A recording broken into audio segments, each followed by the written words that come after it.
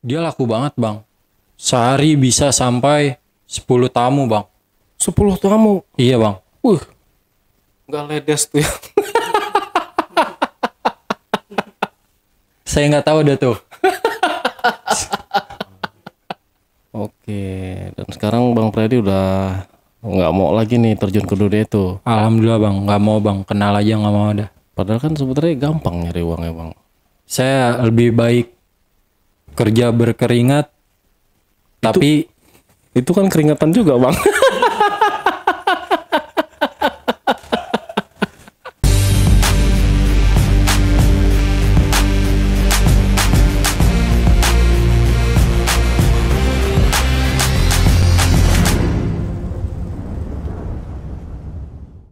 Assalamualaikum warahmatullahi wabarakatuh. Ketemu lagi dengan saya Andi Jejak PPKR, host yang nggak tampan-tampan banget tapi bisa bikin kamu nyaman. Buat teman-teman, semoga selalu dalam keadaan sehat walafiat, diberikan rezeki yang berlimpah ganda karena sudah menonton channel ini. Malam ini saya kehadiran seorang narasumber yang profesinya dulu ya, profesinya itu dicari banyak laki-laki ya, karena narasumber saya kali ini adalah menyediakan jajanan wanita. Seperti apa kisahnya? Kita sambut aja narasumbernya. Assalamualaikum Bang Freddy, apa kabar Bang? baik bang. Alhamdulillah. Alhamdulillah Bang Freddy. Bang Freddy, sebelumnya terima kasih banyak nih Bang sudah menyempatkan waktu untuk datang ke studio Jejak PPKR Bang. Bang Freddy dari mana? Sorry. Saya dari Cipinang bang. Oke, dari Cipinang. Nah, Bang, bener ya apa profesi Abang nih sebagai penyedia jasa wanita ya dulu ya. Iya benar bang. Itu gimana sih Bang awalnya Bang kok bisa terjun ke dunia itu Bang? Pasti kan ada clue-nya dulu nih gitu kan, nggak serta merta langsung terjun gitu kan. Dapat info dari mana atau gimana ceritanya Bang? Ceritain aja Bang. Iya bang. Jadi begini bang ceritanya. Awal mulanya saya terjun ke pekerjaan gelap saya. Saya itu sebenarnya anak broken om bang. Seketika itu saya adalah masalah di rumah. Itu saya bingung mau pergi kemana dan mau berteduh di mana. Karena saya sudah benar-benar pusing di rumah. Kayak orang gak nyaman aja gitu. Karena ada permasalahan. Terus saya punya salah satu teman bang. Yang tinggal di salah satu apartemen di Jakarta bang. Dia tinggal di situ bareng pacarnya bang. Saya pun masih berpikir bang, apakah saya harus ke dia atau ke yang lain. Saya sudah ngechatin teman-teman saya bang. Semua teman saya tidak ada yang mau bersedia menolong saya untuk menjadi tempat saya untuk pulang bang. Oh, memberikan tumpangan tempat Iya. tinggal lah gitu ya. Oke.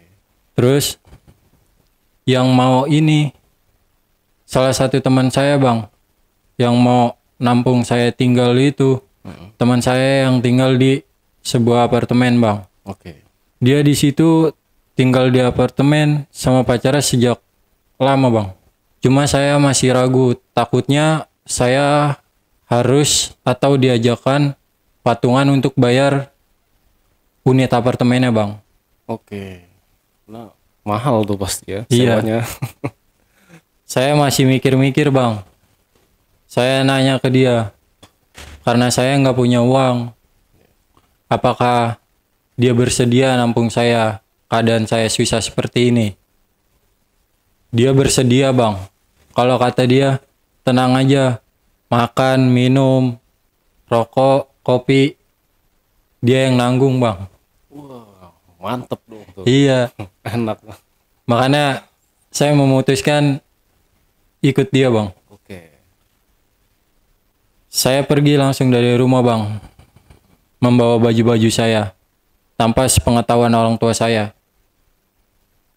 Saat saya pergi, orang tua saya itu lagi nggak ada di rumah bang. Saya langsung buru kemas-kemas pakaian saya untuk pergi ke apartemen itu bang. Bahkan saya bingung bang, ke apartemennya itu naik apa karena saya nggak punya motor. Akhirnya saya berbicara ke teman saya nggak ada uang, nggak ada motor, gimana saya harus ke sana. Akhirnya teman saya memesankan saya Gojek online bang, ojek online. Setelah berapa lama saya di jalan, saya sampai bang di satu apartemen itu.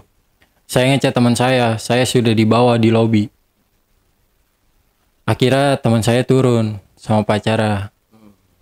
Saya diajak dulu buat makan karena dia menanyakan saya sudah makan atau belum. Oh, Saya dia sama pacarnya dia. iya bang. Oke. Saya makan di bangku Indomaret bang. Sambil ngobrol-ngobrol saya nanya, lu tinggal di apartemen, uang dari mana? Kan mahal. Sehari aja setahu gua itu harga apartemen kalau hari biasa 300. Kalau hari libur itu 3,5 bang. Tergantung apartemennya, pasti beda harga. Dia kerja katanya. Tapi saya nggak tahu dia kerja di mana. Saya langsung lancang bang nanya ke dia. Emang kerja lu apaan? Setahu gua kan lu nggak kerja. Diam aja di apartemen, Tiba-tiba ada duit, belanja, foto di mall, sama pacar lu. Bilang gitu, ada pacar bang. Pacarnya ketawa-tawa doang. Akhirnya dia menjawab, ada lah gua kerja pokoknya. Cuma dia nggak ngasih tahu bang. Setelah kita selesai berbincang-bincang, saya dibawalah ke unitnya dia. Masuk kamar, jadi kan kamarnya ada 2 bang. Yang satu kamar utama gede, yang satu ada kamar cuma kecil bang. Dan itu pun gak ada AC-nya bang. Oh, nggak ada AC-nya. Gak ada AC-nya. Oh.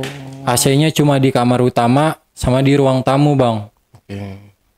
Kalau di kamar kecil itu nggak ada AC. Kalau kata dia, lu kalau tidur di situ buka aja pintunya, AC-nya masuk kok dingin. Emang benar bang, dingin setelah saya sudah nginap 1 hari. Tapi setelah saya datang itu, dibereskanlah baju saya. Saya disuruh duduk di sofa sama teman saya. Udah lu duduk aja di sofa sambil nonton TV atau nonton video kayak di YouTube atau nonton Netflix. Kata dia gitu. Oke lah, saya duduk. Terus saya bilang, baju gua taruh mana ya?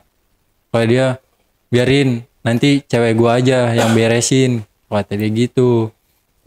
Ya udah, saya kasih lah tas saya, dibereskan lah baju saya di lemari. Saya ngobrol-ngobrol, saya masih penasaran bang, karena saya takut diajakin patungan bayar unit apartemen itu. Saya tanya, tetap pokoknya dia kekeh jawab dia kerja, tapi dia nggak ngomong dia kerja di mana. Dia nggak ngasih tahu tempatnya, nggak ngasih nama tempat kerjaannya. Pokoknya dia bilangnya dia kerja. Dan di situ saya ingin istirahat bang, bilang ke dia, gue mau istirahat nih, capek, pusing. Yaudah lu istirahat. Saya istirahat bang. Di situ pukul jam 9 malam bang. Karena saya juga udah lemas, pusing. Saya pengen istirahat, pengen sendiri bang. Saya nggak mau diganggu. Saya bilang ke dia, gue nggak mau diganggu dulu sampai besok.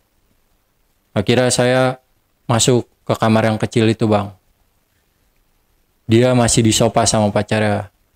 Dia itu jam 11 masih di sofa bang. Sama si pacarnya itu sambil nyemil-nyemil, minum. Saya tetap sendiri aja, nggak mau pokoknya ganggu atau negor dia. Dan dia juga ngertiin saya. Akhirnya saya tidur. Sampai jam 3. Jam 3 saya dibangunin bang. Saya bilang ke dia, gue bilang kan jangan diganggu dulu sampai besok. Iya tapi ini penting kata dia gitu, kita ke bawah dulu. Ngapain? Temenin gue ke Alfa, gue lapar. Yaudah, saya kan yang namanya udah ditampung ya, saya menghargai dia bang. Saya temani dia ke bawah. Udah selesai makan sama ngopi, saya langsung naik bang. Diajak naik, dia naik, gua ngantuk. Akhirnya saya tidur lagi bang. Dia masuk kamar, saya masuk kamar. Nah, jam 8-an pagi saya dibangunin lagi bang. Buat diajak ke Alfa atau Indomaret lagi sama dia. Dia bilangnya pengen ngopi bang. Sama beli rokok. Yaudah, saya temenin lagi turun langsung ke Alfa tuh. Di situ saya minta langsung naik bang. Kagak mau berlama-lama di Alfa. Karena saya pengennya rebahan aja bang. Dia nggak mau bang. Saya maksa buat naik. Akhirnya dia tetap nggak mau bang. Gilang berapa menit baru dia mau ke atas. Saya sudah mulai mencurigakan bang. Karena di saat saya pergi turun ke Alfa itu ada suara laki-laki lain bang di dalam kamar bang. Di dalam kamar si pacarnya dia bang. Cuma saya nggak menanyakan itu siapa. Saya mikirnya mungkin teman dia atau siapalah atau keluarganya lah. Saya nggak tahu. Saya juga nggak mau menanyakan. Udah tuh di situ saya mulai mencurigakan bang. Curiga sama dia gitu. Dan akhirnya saya diem-diem bang. Minjem HP-nya dia. Jatuhnya bukan minjem sih, ngambil. Ambil ya. Iya. Bukan minjem. Kalau minjem kan bilang. Bilang ya. Iya. Ini nggak ngomong. Nggak ngomong. Oke. Kebetulan HP-nya dia kagak dipola bang. Oke. Pas saya lihat itu dia main micet bang. Oh, di joki nih. Iya bang. Oke. Sepertinya. Pokoknya di micet itu fotonya foto si pacarnya dia bang. Oh gitu. Ya.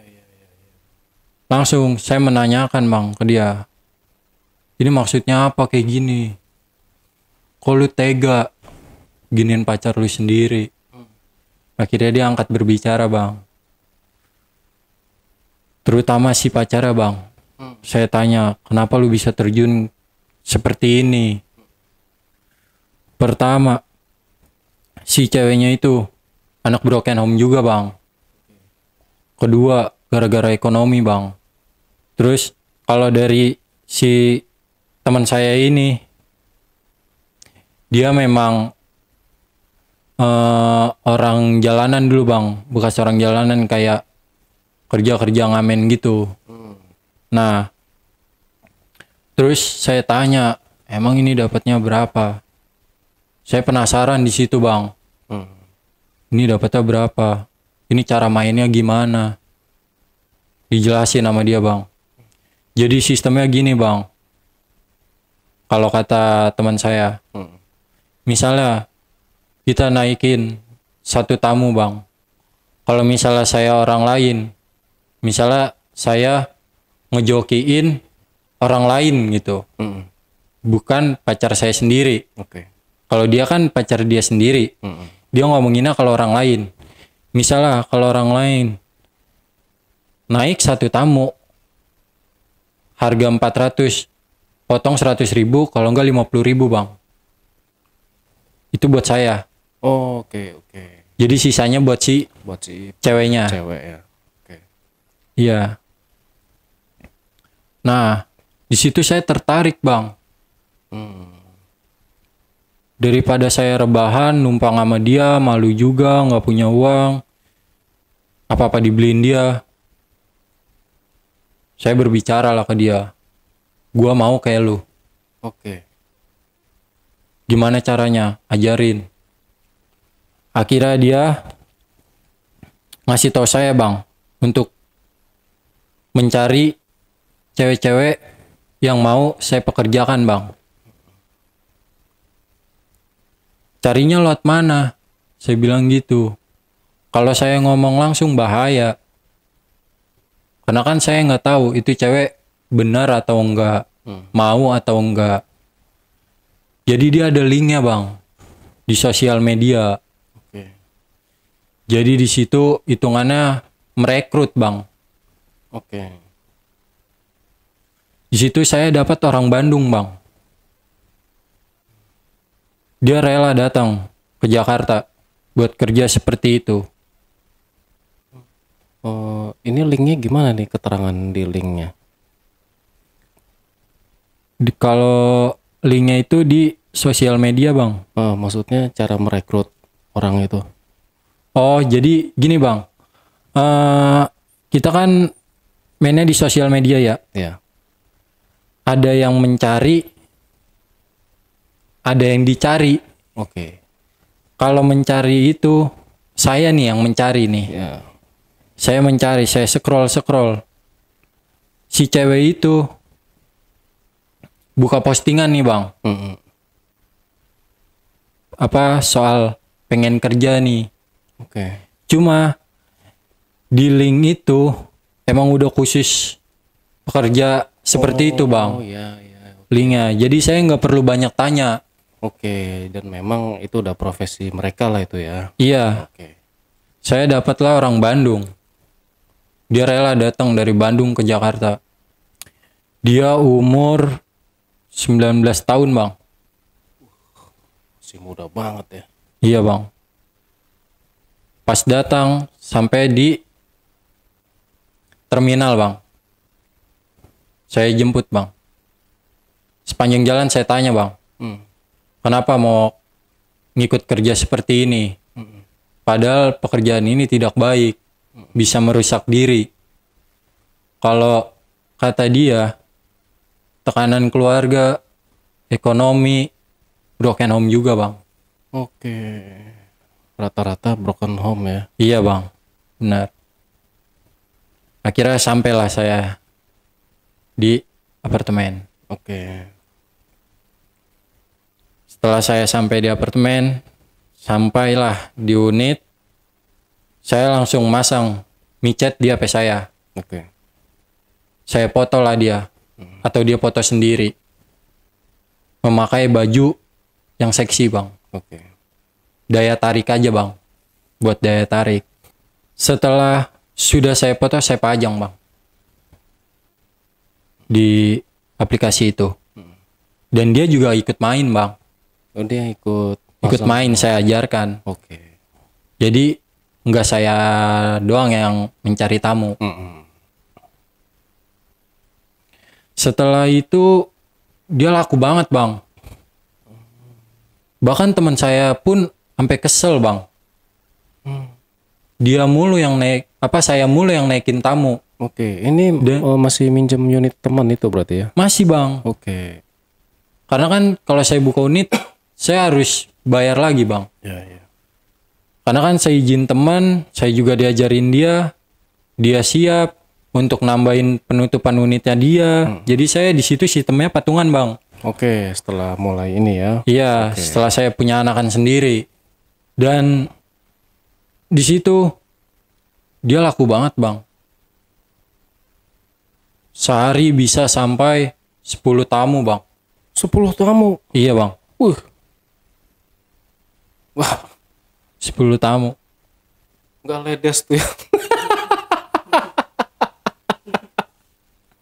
Oke. Saya nggak tahu dah tuh.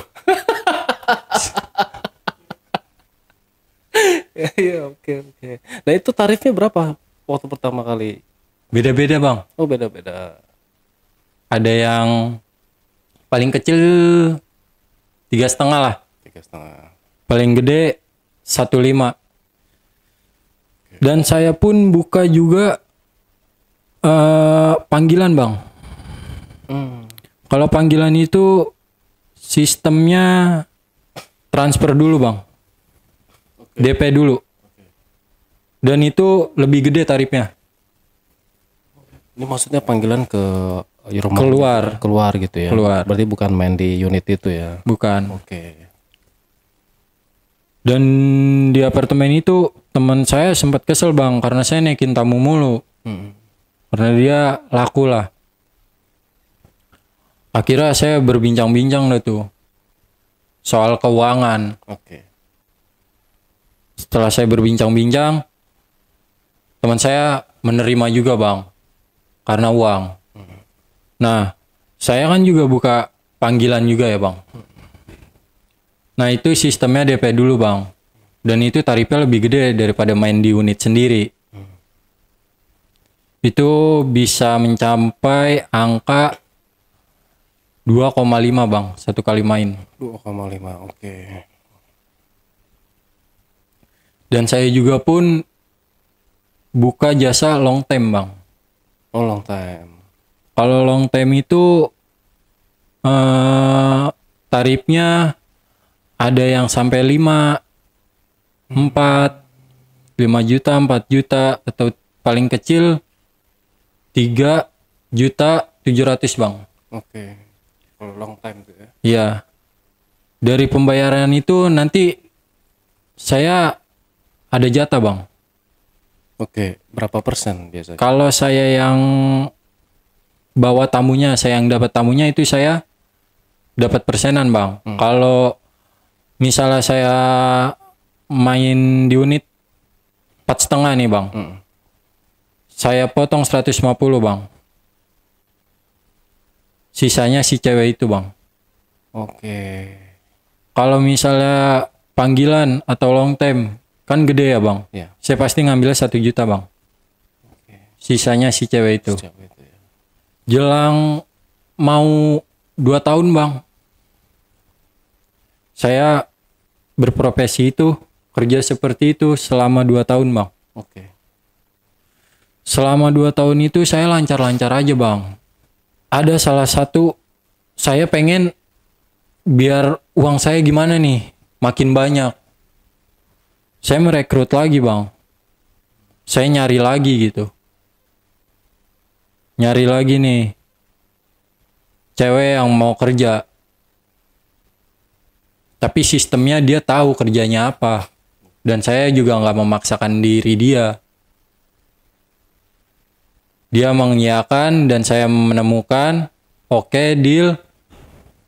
Datanglah ke apartemen. Kalau dia sama bang, gara-gara ekonomi, tekanan keluarga, dan anak broken home. Itu dia umurnya 17 tahun bang. Lebih muda lagi ya. Miris. 17 tahun.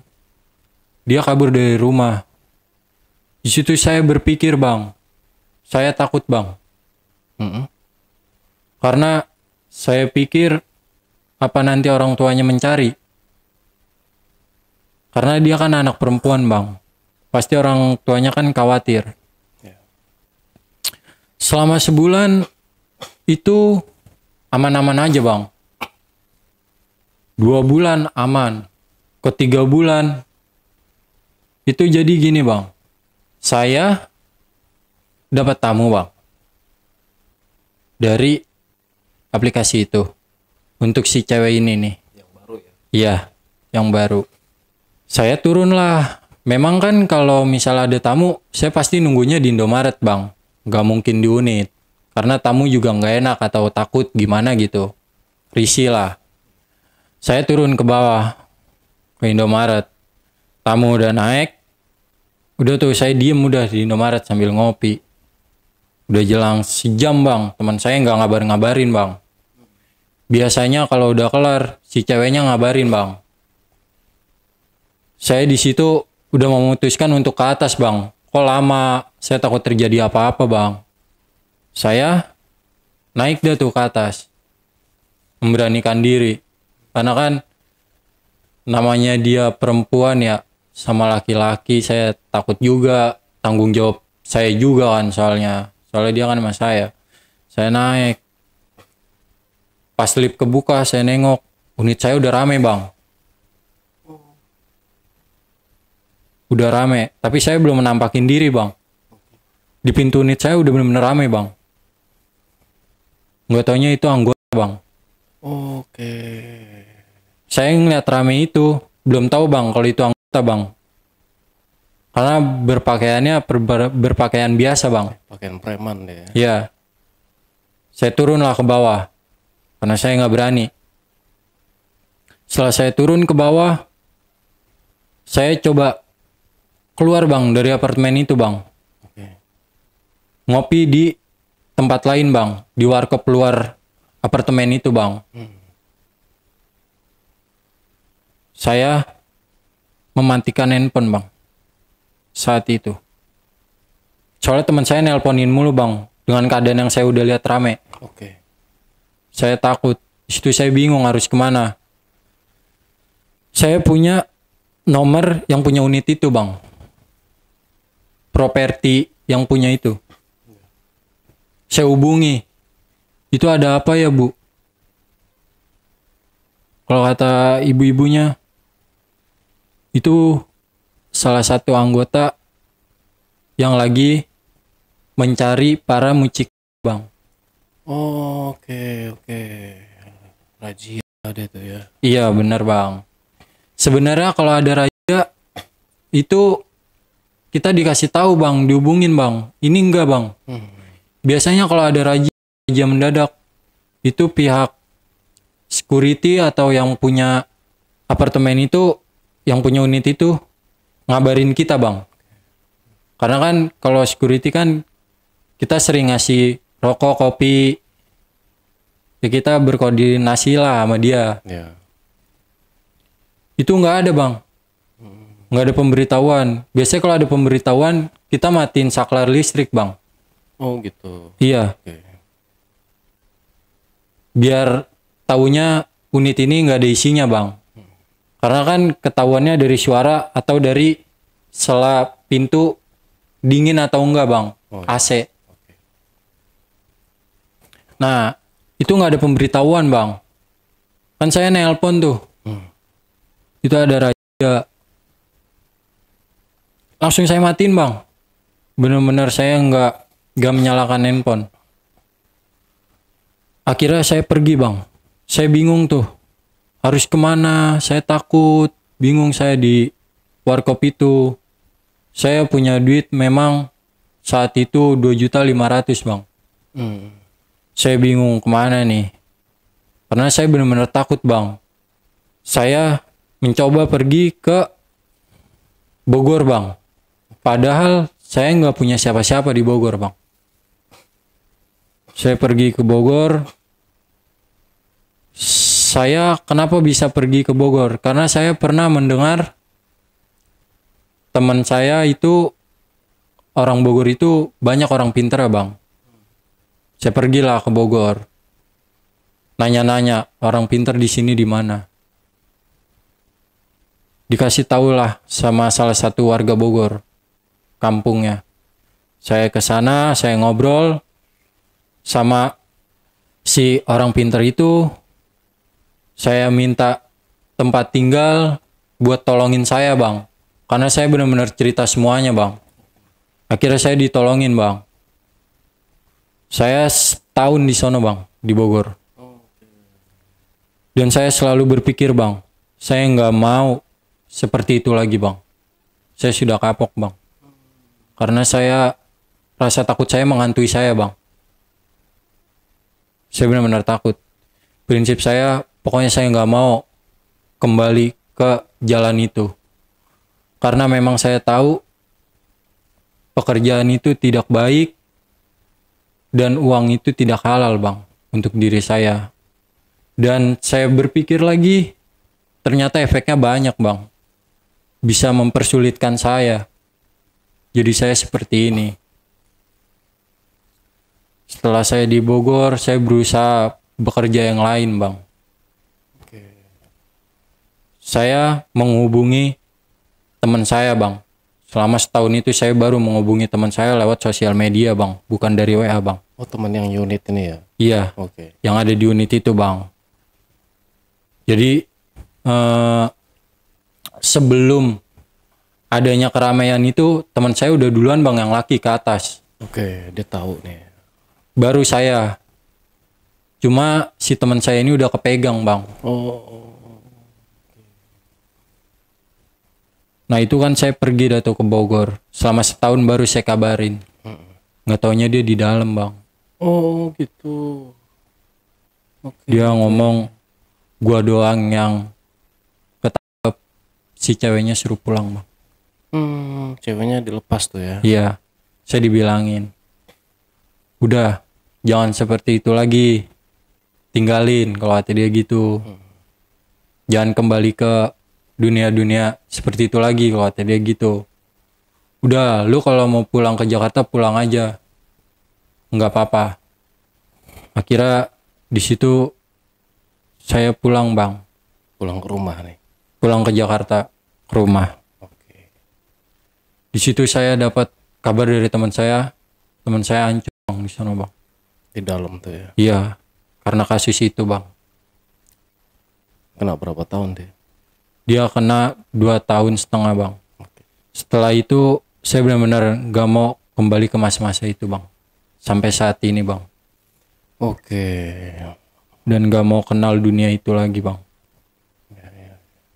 Memang kalau saya tangkap sih, termasuk Bang Freddy juga ya,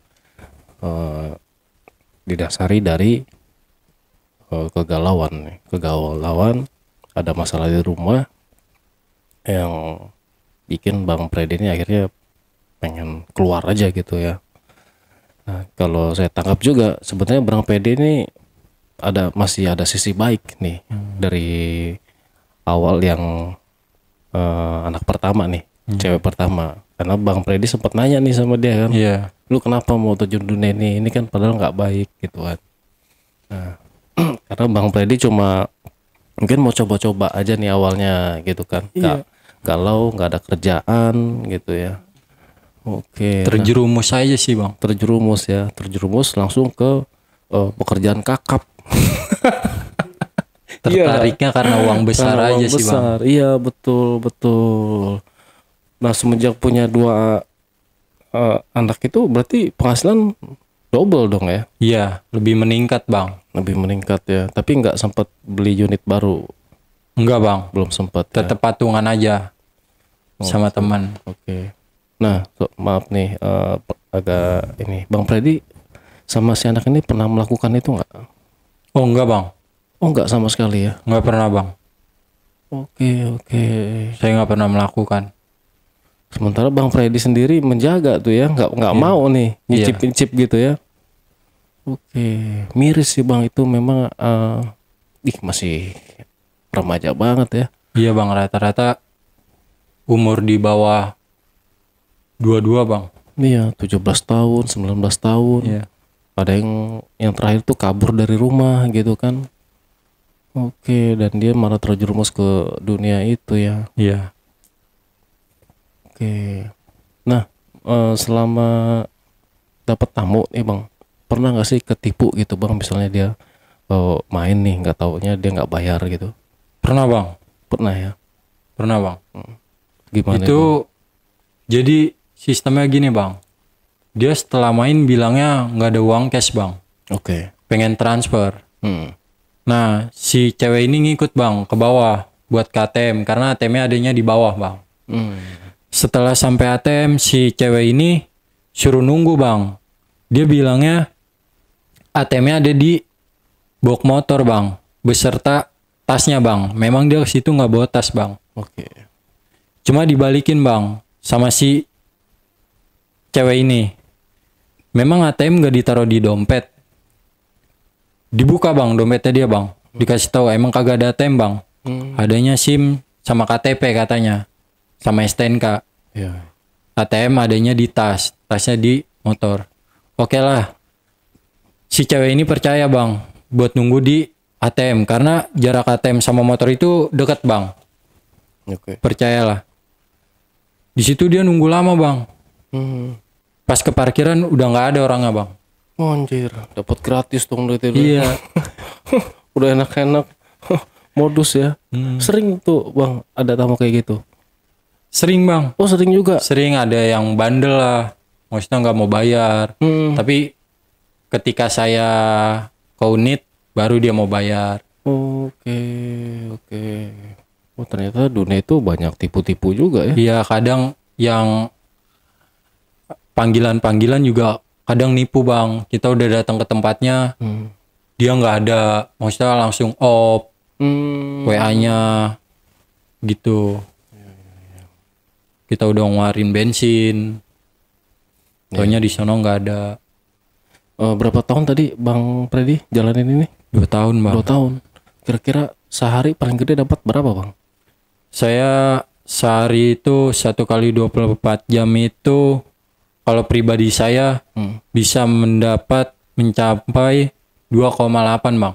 2,8 juta. Iya. Ya. Kalau si cewek pasti lebih gede lagi ya. Pasti bang, karena kan saya motongnya kecil bang. Mungkin dia bisa sampai 5 atau 10 gitu ya.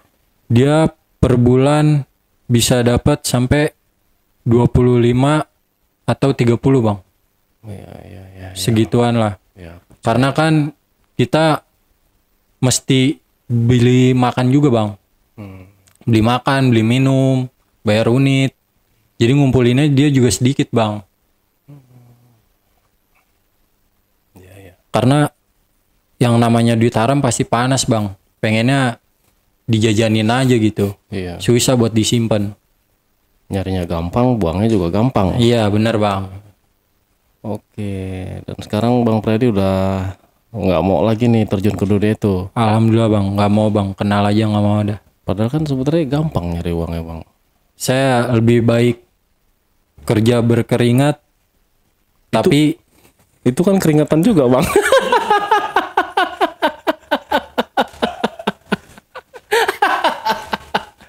iya emang keringetan juga. Iya. Kalau gerak keringetnya itu. Kalau AC-nya nggak hidup baru kita keringetan. Iya. Oke. Maksudnya kerja halal lah Iya. gitu ya. Mending kerja halal dah daripada kerja yang seperti itu ngerepotin diri sendiri bang. Ya beresiko lah ya. Iya. Selain beresiko juga ya dosa lah gitu Bang ya. Sebenarnya enak bang kalau buat nyobain. Aduh kacau. Iya. Ya cuma secara apa ya, secara adab mungkin Bang ya, secara adab ya itu kejam sih Bang. Ya kita menjual, sama aja kita menjual manusia itu loh. Bener bang. Bener nggak? Benar. Meskipun si dia ini mau gitu kan. Iya. Nah, tapi kan tetap aja ini adalah salah satu human trafficking sih yang kalau kita sebut gitu ya. Ya sampai kok tega gitu ya. Tapi memang kalau dibicara masalah kebutuhan ya kebutuhan lah, dan ini mungkin dia juga terpaksa gitu kan. Mau cari uangnya yang gampang gitu, cepet, uangnya gede lagi gitu. Oke, jadi setelah lari ke Bogor, Bang Freddy mungkin belajar agama di situ ya. Kalau agama itu saya emang udah dari kecil bang. Udah belajar agama. Oke, terus? Bahkan saya SMP pun di sekolah Islam bang. Oh, kok kelakuannya kayak gini Bang?